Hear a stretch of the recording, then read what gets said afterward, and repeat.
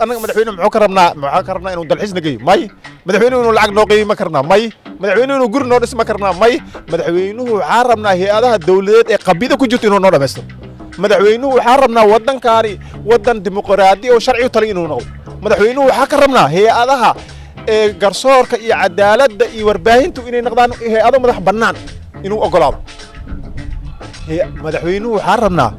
dadka warbaahinta saxafiyiinta Soomaaliyeed ayaga in ismaamulaan waan la fargelin marka madaxweynaha inta saaka raba intaana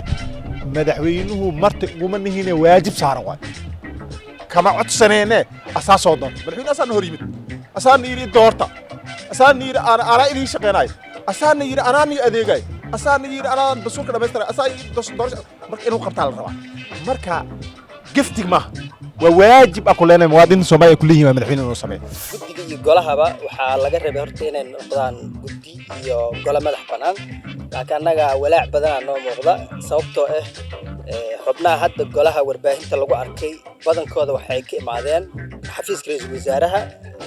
هذا الكلام هاي حمزة عبد البر قولها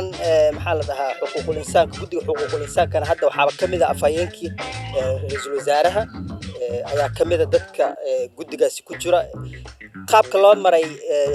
gudigaasi dadka loo xulay qaabka xulashadana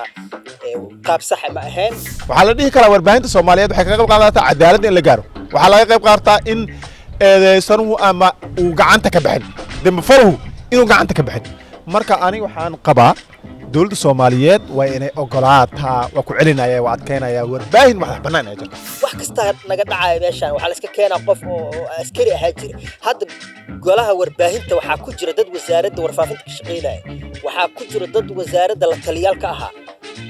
wax qeyrul caadi ah xafiiska madaxweynaha dadkii wax oo aqliga diidaya arkaysa marka waxa soo dhan waxa u baahanaa dalbanayna in laga laabto oo hadda iyo bilow la isu gudiyo heelaha yaabka leh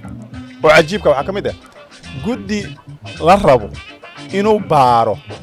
dhacdooyinkii ama ku xadgudubiyadii xuquuqda aadanaha Soomaaliya ka dhacay guddi laga sugaayo inay maxaa la yiraahdaa u shaqeynay hab cadaaladeed guddi cadaaladeed ah guddi laga rabo inay kormeelaan hay'adaha dawladda iyo kuwa gaarka looga leeyahay xadgudubiyada ka dhaco dhinac kasta inay soo saaraan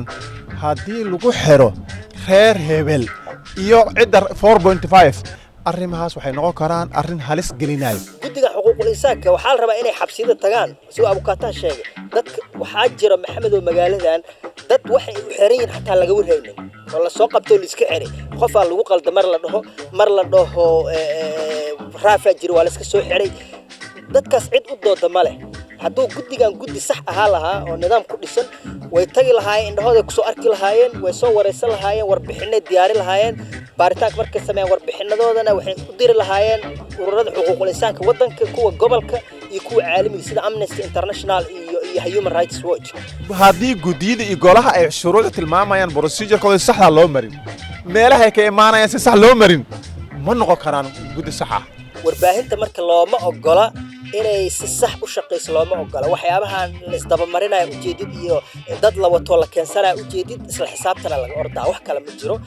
haddii madaxda Soomaaliyeed ogolaadaan in dad qualified ah ay galaan guddiga xuquuqul insaanka in golaha warbaahinta dad shaqo ku leh oo background-kooda la soo hubiyay ay galaan waxa imaanaya isla xisaabta hadduu yimaadana dawladnimo imaanaysa marka madaxda Soomaaliyeed waxay ka cararayaan sida uu arko isla xisaabtan erayga la dhaho wasaaradda warfaafin hadda maqasho waxa laga dhaxlay wadamadii diktatoriyadda wadamadii maxalliga inqilaabida ka dhaceen wadamadii ciidamada ay inqilaabeen ayaa laga dhaxlay waxa la dhihi karaa warbaahinta Soomaaliyeed waxay ka qayb qaadataa cadaalad in la gaaro waxa laga qayb qaataa in eedeysanu ama uu gacanta ka bixin dambe faruhu inuu gacanta ka bixin marka aniga waxaan qabaa dawladda Soomaaliyeed waa inay ogolaataa waa ku celinaya waa adkeynaya warbaahin wax banaan ay jirto